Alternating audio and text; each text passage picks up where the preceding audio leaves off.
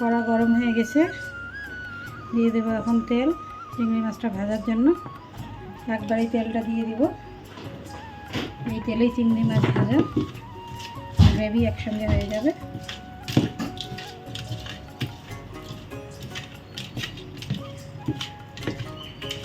মাছটা নুন হলুদ দিয়ে মাখিয়ে নিলাম। কড়া গরম হয়ে গেছে, এখানে নুন হলুদ মাখা চিংড়ি মাছটা দিয়ে দিলাম। এখন ভেজে নেব।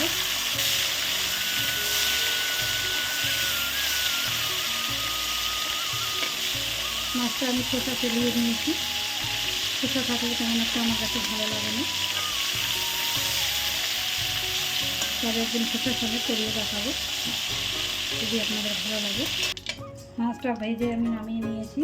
এখন এই তেলের মধ্যে গোটা তেজপাতা এবং গোটা গরম মশলা এখানে নিয়েছি, 4টে এলাচ, একটা দারচিনি, 4টে লং ফোড়নে দিলাম।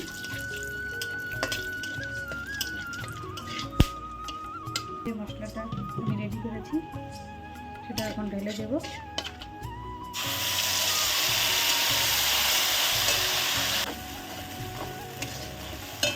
এর মধ্যে লবণ হলুদ দিয়ে দেবো।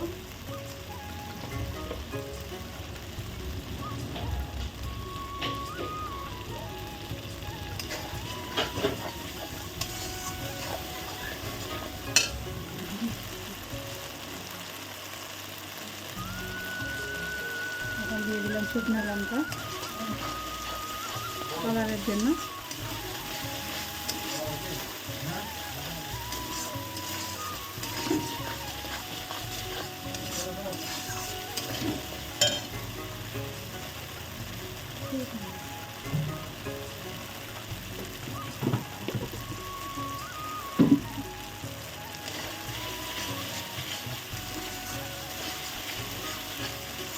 মশলাটা এখন একটু কষাতে থাকবো। মশলা থেকে তেল ছেড়ে দিলে একটু জল দিয়ে দেবো।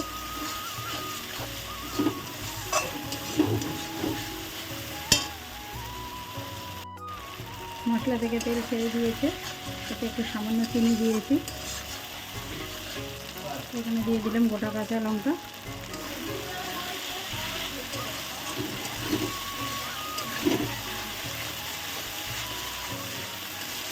মশলা থেকে তেল ছেড়ে দিয়েছে।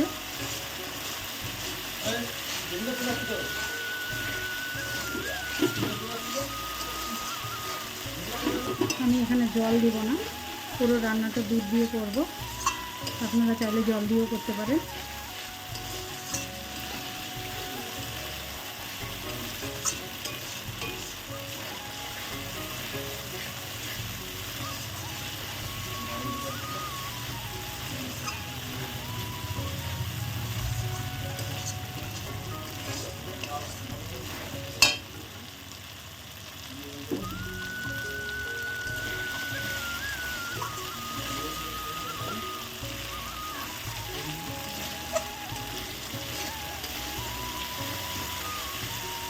মশলাটা কষানো হয়ে গেছে,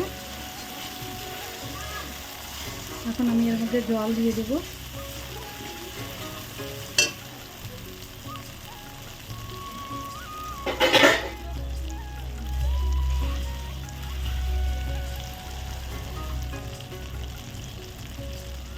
এখন আমি এর মধ্যে জল দিয়ে দেব।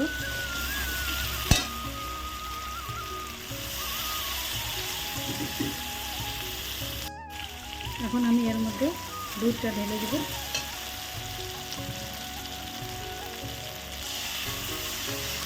যেরকম গ্রেভি খাবেন সেরকম সেই হিসেবে দিয়ে দেবেন। আমি এখানে জল ইউজ করে দিলাম না।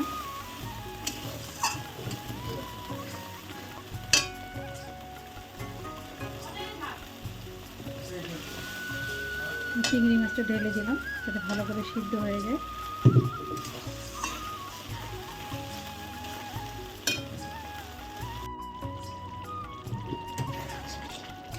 হয়ে গেছে তরকারিটা। এখন আমি একটু গরম মশলা আর ধনেপাতা দিয়ে নামিয়ে নেব।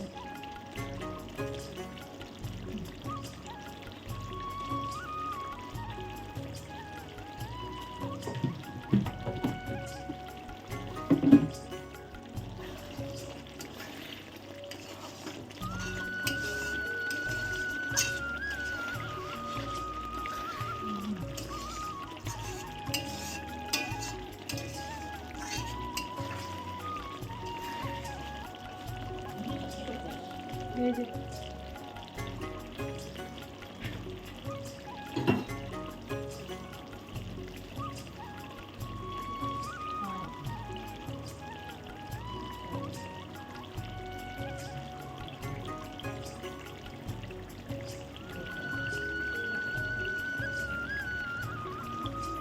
দিয়ে দেবো ধনে পাতাটা।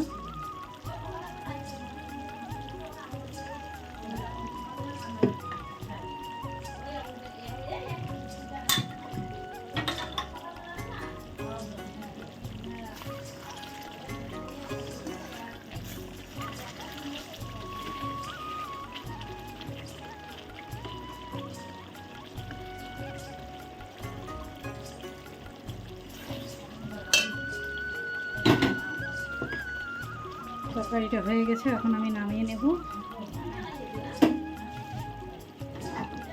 দেখুন কালারটা কত সুন্দর এসেছে।